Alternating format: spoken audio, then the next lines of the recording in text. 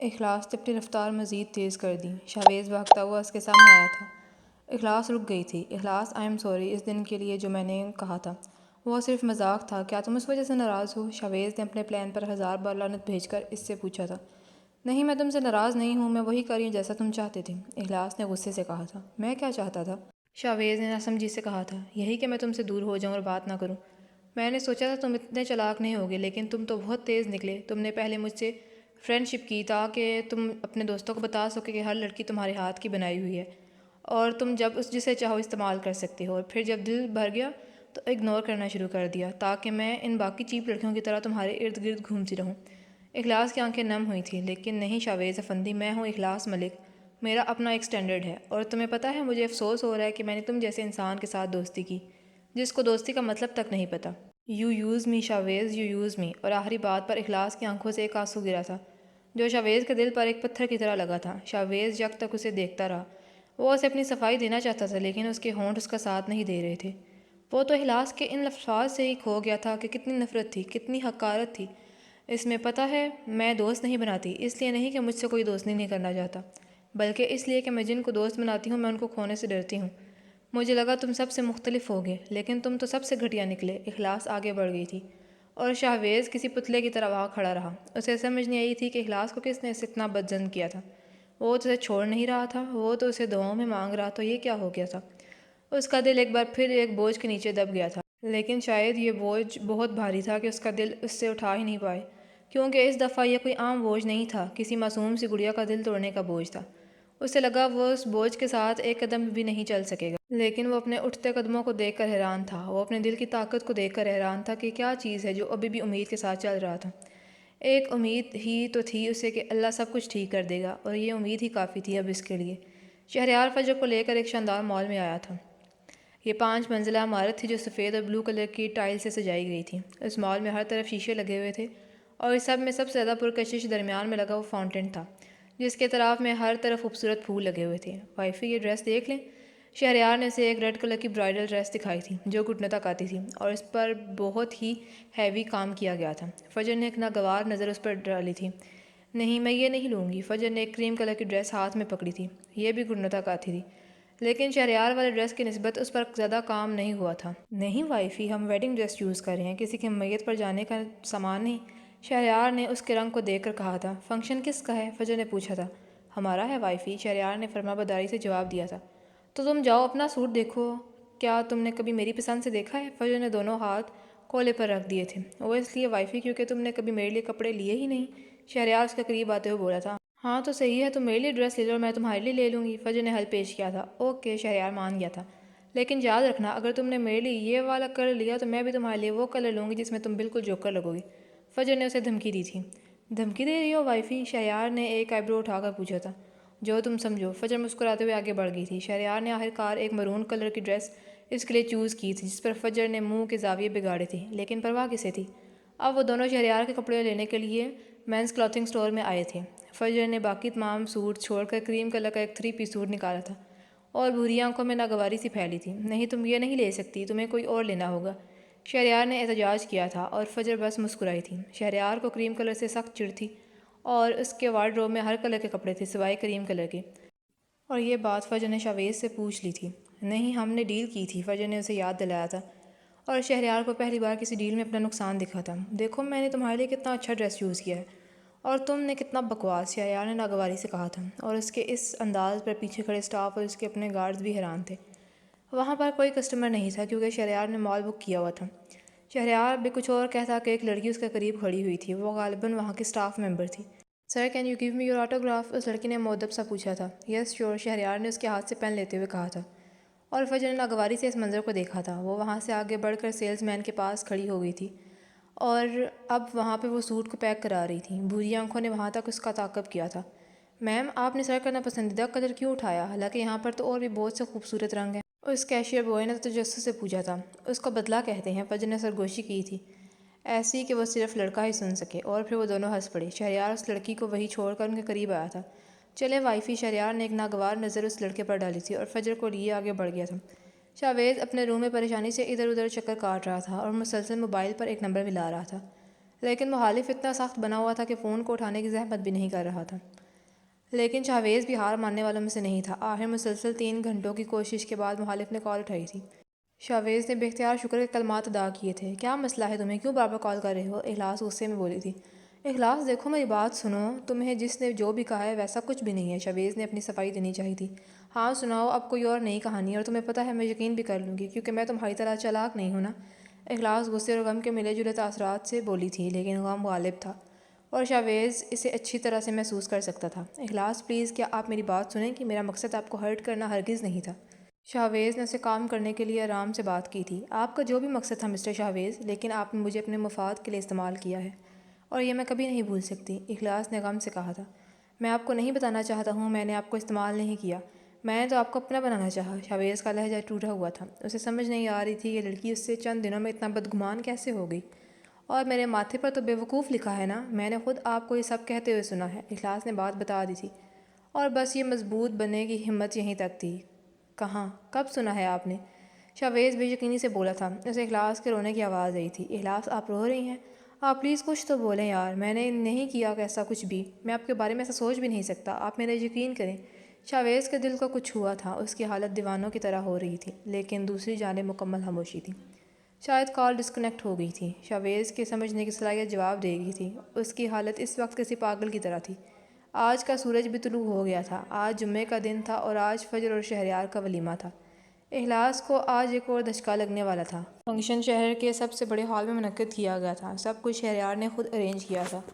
پورے ہال کو روشنیوں سے سجایا گیا تھا۔ وہاں پر شوبز کے تمام ایکٹر اور ایکٹریسز تھے، لیکن حیران کن بات یہ تھی کہ شہریار کی ویڈنگ میں فوٹو شوٹ نہیں تھا، اور دوسری حیرت انگیز بات کہ شہریار کی دلہن نے منہ چھپایا ہوا تھا، جس پر شہریار نے بھی اسے کچھ نہیں کہا تھا۔ کیا وہ اسے کچھ کہہ سکتا تھا؟ اسٹیج کے چاروں طرف میں خوبصورت گلاب سجائے گئے تھے، یوں کہ وہ دیکھنے والوں کو سحر انگیز کر رہے تھے۔ بیک گراؤنڈ ایسا تھا جیسے وہ دونوں سمندر کے درمیان میں بیٹھے ہوں۔ فجر نے وہی میرون کلر کا لہنگا پہنا ہوا تھا جو دیکھنے پر تو ہیوی لگتا تھا، مگر وہ اتنا ہیوی نہیں تھا۔ اس نے اپنے دونوں ہاتھوں میں اسی رنگ کی چوڑیاں پہنی ہوئی تھیں اور لہنگے کے ساتھ میرون ہیلز پہنے ہوئے تھے۔ فجر کا بولڈ میک اپ کروایا گیا تھا اور وہ اس تراپے میں قیامت ڈھا رہی تھی۔ شہریار نے بھی وہی کریم کلر کا 3 پیس سوٹ پہنا ہوا تھا، ہاتھ میں گولڈن کلر کی رسٹ واچ پہنی ہوئی تھی، بال ہمیشہ کی طرح ماتھے پر بکھرے ہوئے اور ہلکی بڑی ہوئی شیو۔ اس کا لک آج یونیک لگ رہا تھا اور میرون اور کریم کلر کا کنٹراسٹ دیکھنے والوں کو رشک کرنے پر مجبور کر رہا تھا۔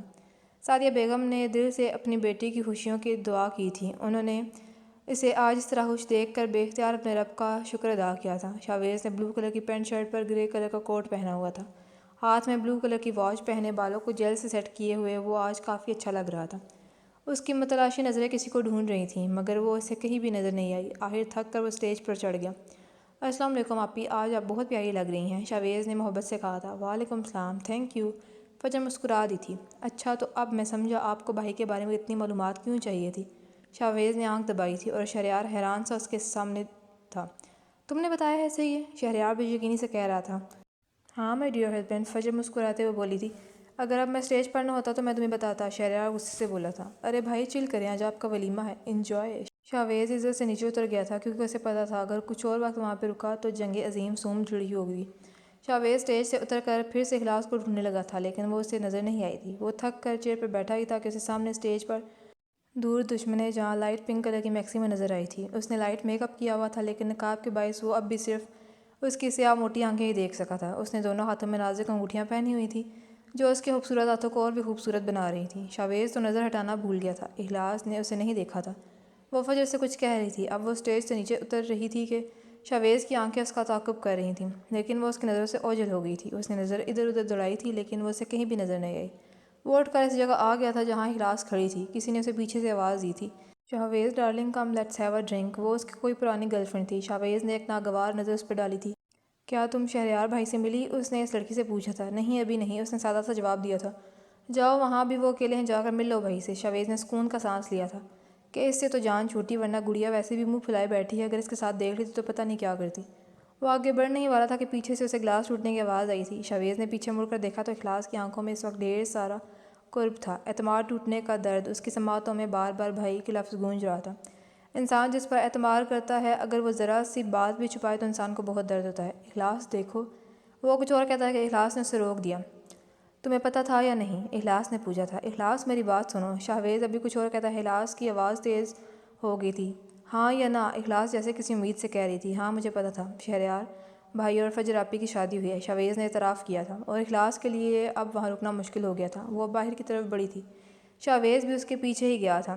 آج تو وہ اسے منا کر ہی رہے گا۔ وہ دونوں باہر آ گئے تھے اور شاویز بھاگ کر اس کے سامنے آیا تھا اور اس کو بازوؤں سے پکڑ کر ایک کونے میں لایا تھا۔ کیا بدتمیزی ہے شاویز، چھوڑو مجھے، اخلاص نے مزاحمت کی تھی۔ جب تک تم میری بات نہیں سنو گی تب تک نہیں چھوڑوں گا، شاویز نے اکڑ کر کہا تھا۔ کیا سنوں میں تمہاری بات؟ تم ایک نمبر کے جھوٹے ہو، اخلاص اس کا ہاتھ چھڑواتے ہوئے بولی تھی، لیکن شاویز کی گرفت سخت تھی۔ کس نے تمہیں بتایا ہے یہ سب جو تم کہہ رہی ہو؟ شاویز نے سنجیدگی سے کہا تھا۔ اخلاص کو اس سے خوف محسوس ہوا تھا، لیکن ظاہر نہیں ہونے دیا۔ کسی کے بتانے کی ضرورت نہیں ہے، میں نے خود سنا ہے، اخلاص نے کہا تھا۔ کب سنا ہے تم نے؟ شاویز ایک بار پھر سنجیدگی سے بولا تھا۔ تمہیں بہت شوق ہے نا جاننے کا، تو یہ لو سنو۔ اخلاص نے موبائل میں ایک آڈیو اس کو سنایا تھا جس میں شاویز کہہ رہا تھا کہ وہ تو میرے لیے ایک پلے گرل ہے۔ شاویز کی گرفت ڈھیلی پڑی تھی اور اخلاص کے آنسو ایک بار پھر گستاخی کر رہے تھے۔ اب بولو، کیا یہ تمہاری آواز نہیں ہے؟ اخلاص کی آواز بھیگ گئی تھی۔ شاویز کے ماؤتواق میں ایک دم پردے ہٹے تھے۔ ہاں یہ میری آواز ہے، لیکن یہ میں تمہاری بات نہیں کر رہا، یہ تو وہ بھی کچھ اور کہتا ہے کہ اخلاص نے اسے روک لیا۔ ہاں مطلب تم سارا کو کال کر کے سارا کو ہی بتا رہے تھے کہ وہ تمہارے لیے ایک پلے گرل ہے، اخلاص غصے سے بولی تھی، اور جانے انجانے میں اس نے شاویز کو اس شخص کا نام بھی دیا تھا۔ اچھا تو مطلب یہ زہر سارا کا ہے، اسے اس کی قیمت چکانی پڑے گی، شاویز نے تلخی سے سوچا تھا۔ وہ سرخ آنکھیں لیے جانے لگی تھی کہ شاویز نے اسے ہاتھ سے پکڑ لیا۔ اور تم نے اس کی بات پر یقین کر لیا؟ شاویز ایک امید سے بولا تھا۔ میں بیوقوف تھی جو میں نے اسے جھٹلایا تھا، لیکن اب لگتا ہے شاید نہیں جھٹلانا چاہیے تھا، کیونکہ اخلاص ابھی اور کچھ کہتی کہ شاویز نے اسے پھر سے بازو سے پکڑ کر اپنے سامنے کھڑا کیا تھا، لیکن اس دفعہ اس کی نیلی آنکھیں چمک رہی تھیں۔ دل سے بوجھ ہٹ گیا تھا، کیونکہ یہی اس کے لیے کافی تھا کہ وہ اس پر اعتبار کرتی تھی۔ اخلاص، تم نے کہا تھا کہ اگر مجھ سے میرے دوستوں میں سے کوئی ناراض ہو جائے تو مجھے کوئی فرق نہیں پڑے گا۔ تم نے بالکل ٹھیک کہا تھا، مجھے واقعی فرق نہیں پڑتا، لیکن میں تمہیں ان دوستوں میں نہیں لاتا، تم میرے لیے بہت خاص ہو۔ میں تمہاری ناراضگی برداشت نہیں کر سکتا، تم وہ پہلی اور آخری لڑکی ہو جس سے میں نے اس جرم کی معافی مانگی ہے جو میں نے کیا ہی نہیں ہے۔ You are very special to me, Shavez نے اس کی سیاہ آنکھوں میں اپنی لیلی آنکھیں گاڑے کہا تھا، اور اخلاص یکٹک اسے دیکھے گئی۔ اس کا سارا غصہ جھاگ کی طرح اڑ گیا تھا۔ بٹ یو ہرٹ می، وہ اب تیز آواز میں رو رہی تھی۔ آئی ایم سوری، میں یہ نہیں کرنا چاہتا تھا، اس نے نرمی سے بولا تھا۔ دیکھو تم نے کیا حال کر دیا ہے اپنی آنکھوں کا، اب رونا بند کرو پلیز، مجھے تکلیف ہوتی ہے، شاویز نے محبت سے کہا تھا۔ تم بہت برے ہو، اخلاص نے آنکھیں صاف کرتے ہوئے کہا تھا۔ میں خود کو بدل دوں گا، یا تم بدل لینا، شاویز نے بے اختیار کہا تھا۔ اگر آپ کی شکایتیں ختم ہو گئی ہوں مجھ سے تو اندر چلیں، شاویز نے مسکراتے ہوئے کہا تھا، اور اس کی بات پر اخلاص مسکرا دی تھی۔ حلیمہ بیگم اپنے کمرے میں بیٹھی تھی کہ شاویز ان کے روم میں آیا تھا۔ انہوں نے جلدی سے اپنے آنسو صاف کیے تھے، لیکن شاویز نے دیکھ لیا تھا۔ کیا ہوا مما، آپ رو کیوں رہی ہیں؟ شاویز فکر مندی سے اس کے قریب آتے ہوئے بولا تھا۔ نہیں بیٹا، بس ایسے ہی، انہوں نے عارف صاحب کی تصویر ہٹاتے ہوئے کہا تھا، اور شاویز سمجھ گیا تھا۔ میں تمہارے پاس ہی آ رہی تھی، مجھے تم سے ایک بات کرنی تھی۔ حلیمہ بیگم اپنی جگہ سے اٹھ گئی تھیں۔ جی ماما بولیں، میں آپ سن رہا ہوں، اور مجھے بھی آپ سے کوئی بات کرنی تھی، شاویز نرمی سے بولا تھا۔ شاویز، تمہیں صدیقی صاحب یاد ہیں؟ حلیمہ بیگم نے اسے یاد دلایا تھا۔ جی ماما، جو شہید ہو گئے تھے، شاویز نے کہا تھا، اور ان کی 2 بیٹیاں بھی تھیں۔ حلیمہ بیگم نے ایک بار پھر بات ادھوری چھوڑ دی تھی۔ ہاں ماما، لیکن آج آپ کو اچانک وہ لوگ کیوں یاد آ گئے؟ شاویز شرارت سے بولا تھا۔ اچانک نہیں بیٹا، وہ لوگ تو کبھی دل سے نکلے ہی نہیں تھے، حلیمہ بیگم نے قرب سے کہا تھا۔ امی یار، بات کیا ہے؟ شاویز سخت بیزار ہو گیا تھا۔ تمہارے بابا کی خواہش تھی کہ تم ان کی چھوٹی بیٹی سے شادی کر لو، حلیمہ بیگم نے نارمل انداز میں کہہ کر شاویز کے سر پر بم پھوڑ دیا تھا۔ حلیمہ یہ بات کبھی نہیں کرتی، لیکن انہوں نے اخلاص کو دیکھ لیا تھا، اور انہیں یہ بھی پتہ تھا کہ شاویز کو اخلاص پسند ہے۔ ان کی بات سن کر شاویز کے پیروں تلے زمین کھسک گئی تھی۔ امی یہ آپ کیا کہہ رہی ہیں؟ یہ کیسے ہو سکتا ہے؟ وہ جو شوق کے عالم میں کھڑا تھا گڑبڑا کر بولنے لگا، لیکن الفاظ اس کا ساتھ نہیں دے رہے تھے۔ کیا مطلب شاویز، کیا تم اپنے مرحوم باپ کی خواہش پوری نہیں کرو گی؟ حلیمہ بیگم غصے سے بولی تھیں۔ ہائے ان کے یہ سرپرائز دینے کی عادت، کسی دن بندے کی جان لے لیں۔ مجھے کوئی اور پسند ہے ماما، شاویز نے بے بسی سے کہا تھا۔ مجھے نہیں پتہ شاویز، تمہاری شادی صرف اسی سے ہوگی، اور اگر تم نے انکار کیا تو تم اپنے باپ کے ساتھ اپنی ماں کو بھی کھو دو گے، حلیمہ بیگم نے اپنا آخری حربہ آزمایا تھا۔ وہ سوچ رہی تھی کہ اگر یہاں شہریار ہوتا تو فوراً سمجھ جاتا، لیکن یہاں شاویز نے کچھ کہنے کے لیے منہ کھولا تھا۔ شاویز، یا تمہاری ماں یا وہ لڑکی، حلیمہ بیگم نے اس کی بات کاٹ دی تھی، اور شاویز کی دنیا تو جیسے تباہ ہو گئی تھی۔ وہ کتنا خوش تھا، لیکن شاید اسے اخلاص کے ساتھ خوش رہنے کا حق نہیں تھا۔ اس نے تلخی سے سوچا تھا، ٹھیک ہے ماما، اگر آپ ایسے خوش ہیں تو میں بھی ایسے ہی خوش ہوں، اس نے بغیر حلیمہ کی طرف دیکھے کہا تھا۔ اس کا لہجہ ایسا تھا کہ حلیمہ بیگم کا دل کیا کہ بتا دے۔ اس کو کہ وہ کون ہے، لیکن پھر خود کو مضبوط کر دیا تھا۔ شاویز یہ بات کہہ کر رکا نہیں بلکہ روم سے نکل گیا تھا۔ اس کی حالت اس بار ایسے شخص کی طرح تھی جو ایک چیز جیت جائے لیکن پھر بھی وہ اس کے پاس نہ ہو۔ اس نے اخلاص کو تو جیت لیا تھا لیکن اپنی آزادی ہار گیا تھا۔ وہ ایک بار پھر خالی ہاتھ رہ گیا تھا۔ شہریار بیڈ پر لیٹا ہوا تھا۔ فجر نے واش روم کا دروازہ کھولا تو اس کی نظریں سیدھا شہریار پر پڑی تھیں۔ وہ بھی اس کی طرف متوجہ تھا۔ وائفی آپ کب جوائن کر رہی ہیں؟ شہریار نے پوچھا تھا۔ آپ کے آفس کو تو میں کبھی بھی جوائن نہ کروں۔ البتہ میں کل جاب ڈھونڈنے جاؤں گی، فجر نے اسے اطلاع دی تھی۔ اور آپ کو لگتا ہے میں آپ کو خود سے دور ہونے دوں گا؟ شہریار اٹھ گیا تھا۔ اب وہ اس کی جانب قدم بڑھا رہا تھا اور اسی وجہ سے تو فجر اس کے ساتھ کام نہیں کر رہی تھی۔ وہ اس کے لہجے میں تھا کچھ جو فجر کو ہڑبڑانے پر مجبور کر رہا تھا۔ کچھ نہیں وائفی، آپ کل سے آفس جوائن کر رہی ہیں۔ اب مجھے اپنی پی اے کے بغیر کام کرنے میں مزہ نہیں آتا۔ شہریار نے اس کے ہونٹوں پر انگلی رکھتے ہوئے کہا تھا۔ فجر یک تک اسے دیکھی جا رہی تھی۔ اب ایسے بھی نہ دیکھو ورنہ اگر میں نے کچھ کر دیا تو تم ناراض ہو جاؤ گی، شہریار نے شرارت سے بولا تھا اور فجر بوکھلا کر پیچھے ہٹی تھی۔ اچھا چلو اب جاؤ تم یہاں سے، مجھے سونا ہے۔ فجر کو پتہ نہیں کیوں اس کی موجودگی میں اپنی حالت بگڑتی ہوئی محسوس ہو رہی تھی۔ وائفی آج تو میں یہی رکوں گا، شہریار نے اسے اٹھا کر بیڈ پر بٹھایا تھا۔ فجر اس کی اس حرکت پر حیران تھی اور شہریار اس کی حالت سے محفوظ ہو رہا تھا۔ ریلیکس وائفی، میں تو تمہیں صرف بیڈ تک لا رہا تھا، تم نے ہی تو کہا مجھے سونا ہے۔ شہریار نے مسکراتے ہوئے آنکھ ماری تھی۔ فجر کو سمجھ نہیں آیا کہ کیا کرے۔ اس نے جلدی سے شہریار کا چہرہ اپنے ہاتھوں کے پیالے میں بھرا تھا اور اپنی آنکھیں اس کی آنکھوں میں گاڑی تھیں۔ دیکھو اگر تم آج چلے گئے نا تو کل میں تمہارے لیے اپنے ہاتھوں سے کھانا بناؤں گی، فجر نے جان چھڑانے والے انداز میں کہا تھا۔ چلو سوچتے ہیں، لیکن اس سے پہلے تمہیں مجھے کس کرنا ہوگا۔ شہریار نے اس کے ہاتھ پکڑ لیے تھے۔ نہیں یہ تو غلط ہے۔ فجر نے اپنے ہاتھ شہریار کے ہاتھوں سے نکالنے کی کوشش کی تھی۔ تو پھر ٹھیک ہے، میں نہیں جاتا۔ شہریار بیڈ پر لیٹ گیا تھا۔ نہیں ٹھیک ہے میں کر لوں گی، لیکن تمہیں اپنی آنکھیں بند کرنی پڑیں گی، فجر بوکھلا کر کہہ رہی تھی اور اس کے ساتھ اس کا ہاتھ ہٹانے کی کوشش کر رہی تھی۔ شہریار نے اس کا ہاتھ پکڑ کر کھینچا تھا اور وہ سیدھا اس کے سینے سے لگی تھی۔ مجھے منظور ہے وائفی، شہریار نے مسکرا کر آنکھیں بند کر لی تھیں۔ فجر نے اپنا ہاتھ اس کے سینے سے ہٹا کر اس کے چہرے پر رکھا تھا اور خود میں ڈھیر ساری ہمت جمع کر کے اپنے کپ کپاتے لب شہریار کے ماتھے پر رکھے تھے۔ شہریار کو ڈھیر سارا سکون اپنے اندر محسوس ہوا تھا۔ فجر نے لب ہٹا دیے تھے۔ چلو اب اٹھو، فجر نے اٹھنے کی کوشش کی تھی لیکن شہریار کی گرفت سخت تھی۔ وائفی آج چھوڑ دیا، آئندہ نہیں چھوڑوں گا، شہریار منہ بنا کر اٹھ گیا تھا اور کمرے سے نکل گیا تھا۔ یہ ایک کلب کا منظر تھا۔ میوزک کی تیز آواز نے باقی آوازوں کو گلا گھونٹ دیا تھا۔ یہاں پر لوگوں کا ایک ہجوم تھا اور یہاں موجود ہر شخص کے ہاتھ میں حرام تھی۔ ڈانس فلور پر تمام لڑکے لڑکیاں ایک ساتھ ناچ رہے تھے۔ یہ وہ جگہ تھی جہاں بے حیائی اپنے عروج پر تھی۔ لڑکے اور لڑکی کی کوئی تمیز باقی نہیں رہی تھی۔ اس کلب کے ایک روم میں وہ بلیک شرٹ پہنے ہوئے تھا جس پر عجیب بے حیا تصویر تھی۔ وہ کاؤچ پر کچھ اس ادا سے بیٹھا تھا کہ اس کے ایک ہاتھ میں شراب تھی اور دوسری طرف ایک لڑکی بیٹھی ہوئی تھی جس نے بلو کلر کی انتہائی شارٹ ڈریس پہنی ہوئی تھی جو بمشکل اس کے جسم کا کچھ حصہ چھپائے تھی۔ وہ لڑکی اس سے اس قدر چپک کر بیٹھی تھی کہ وہ اس کی سانسیں اپنے چہرے پر محسوس کر سکتا تھا۔ اس کے سامنے ہی ایک اور لڑکا سر جھکائے کھڑا تھا۔ باس، اس لڑکے کا پتہ چل گیا ہے، اس لڑکے نے اطلاع دی تھی۔ کون ہے وہ؟ بہرام کی سرد آواز اس پورے کمرے میں گونجی تھی۔ وہی لڑکا ہے جو اس کے ساتھ یونیورسٹی میں ہوتا ہے، اس لڑکے کی خوفزدہ آواز ایک بار پھر سے آئی تھی۔ بہرام غصے سے اٹھ کر اس لڑکے کے قریب آیا تھا اور اسے کالر سے پکڑ لیا تھا۔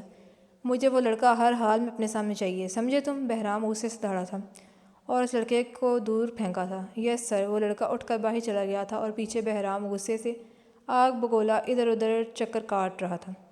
اخلاص آج بلیک ابائی کے ساتھ بلیک نقاب کیے یونیورسٹی آئی تھی۔ وہ معمول کے مطابق آج بھی خشاش بشاش تھی، لیکن شاویز آج خلاف معمول کھویا کھویا لگ رہا تھا۔ اخلاص نے نوٹ کیا تھا کہ آج اس نے کسی سے بات نہیں کی تھی۔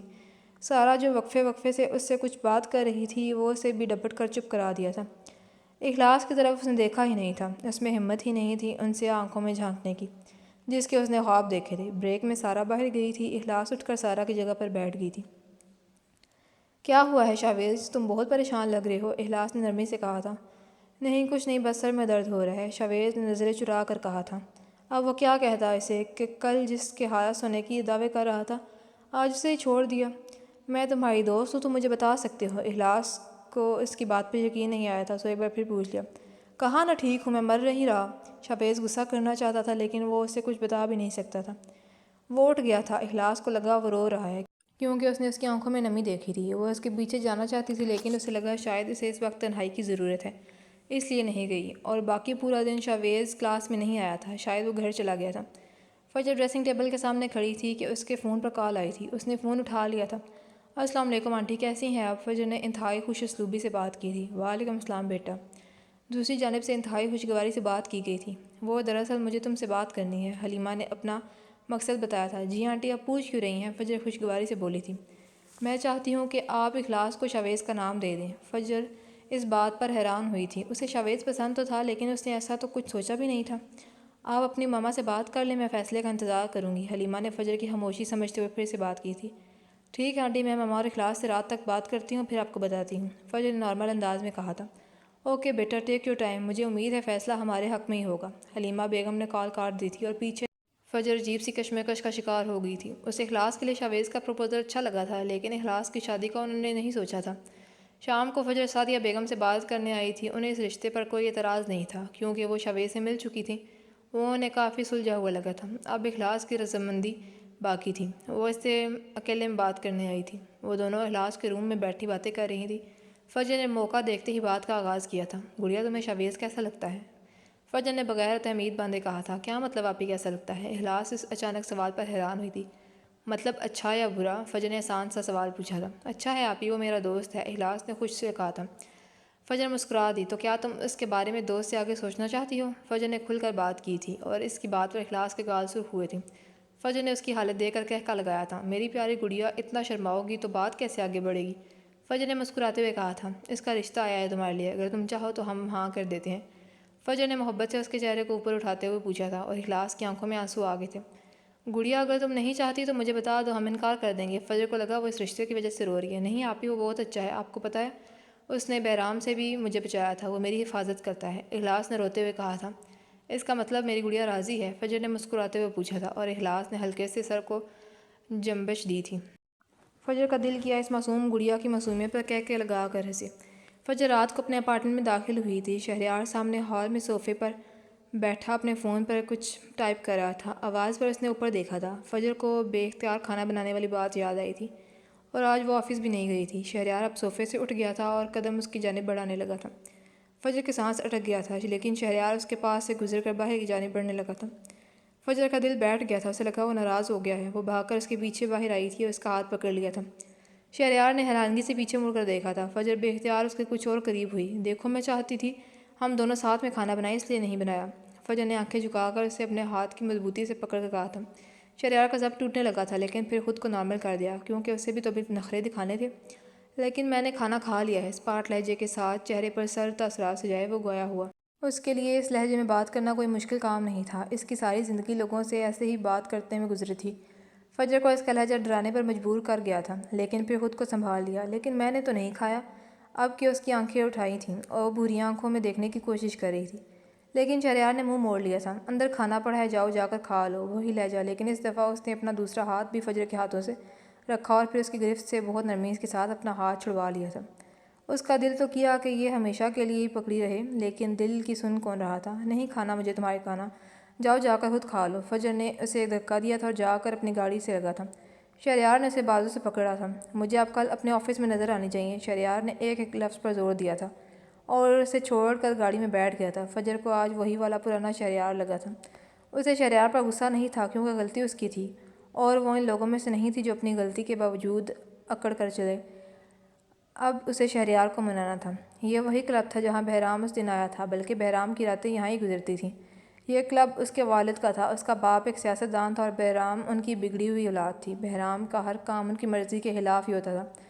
وہ اسی طرح ہاتھ میں حرام پکڑے ہوئے صوفے پر بیٹھا اور اس کے سامنے وہی لڑکا سر جھکائے کھڑا تھا۔ سر، آپ نے جس لڑکے کو اٹھوانے کا کہا تھا وہ مشہور سنگر شہریار افندی کا بھائی ہے۔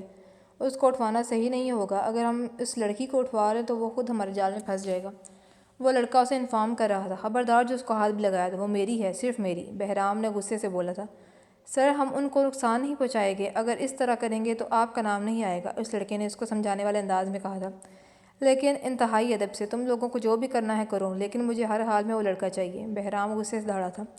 وہ لڑکا باہر نکل گیا تھا۔ میں بھی دیکھتا ہوں تو کیسے شادی کرتی ہے اس سے، بہرام خود سے بڑبڑایا تھا۔ شاویز آج یونیورسٹی نہیں گیا تھا۔ اس کی حالت انتہائی خراب ہو گئی تھی۔ من چاہے لوگوں کا بچھڑنا انسان کو ایسی اذیت میں مبتلا کر دیتا ہے جو نہ بتائی جا سکے اور نہ ہی چھپائی جا سکے۔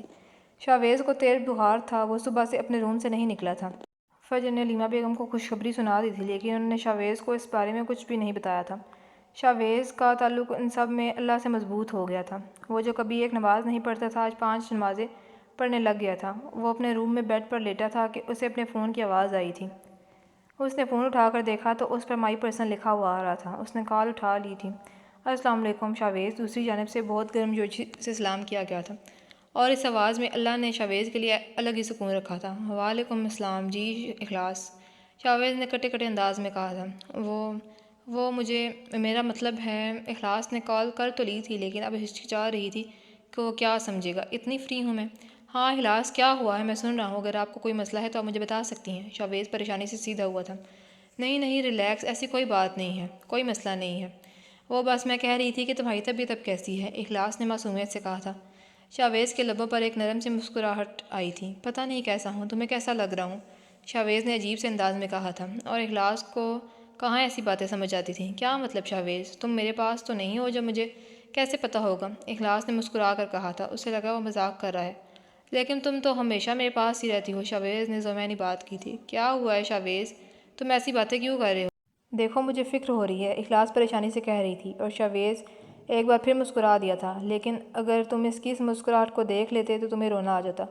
تم پریشان نہیں ہوا کرو، تم بس آرام کرو، شاویز نے اسے پرسکون کرنے کے لیے کہا تھا۔ تم کل آؤ گے؟ اخلاص نے بات بدلی تھی۔ پتہ نہیں، میرا دل کہتا ہے یہ کل کبھی نہ آئے، شاویز کا ضبط جواب دے گیا تھا۔ تم ایسی باتیں کرتے ہوئے بالکل اچھے نہیں لگ رہے۔ تم کل آؤ گے مطلب آؤ گے، اور اگر تم نہ آئے تو میں تم سے بات نہیں کروں گی، پھر تمہیں کال بھی نہیں کروں گی، اخلاص نے بچوں کی طرح کہا تھا۔ اچھا ٹھیک ہے، میں آ جاؤں گا، شاویز نے ہار مانتے ہوئے کہا تھا۔ اوکے، اللہ حافظ۔ اخلاص نے بغیر اس کی سنے کال کاٹ دی تھی، اور پیچھے شاویز اس کی باتوں کو سوچ کر مسکرا رہا تھا۔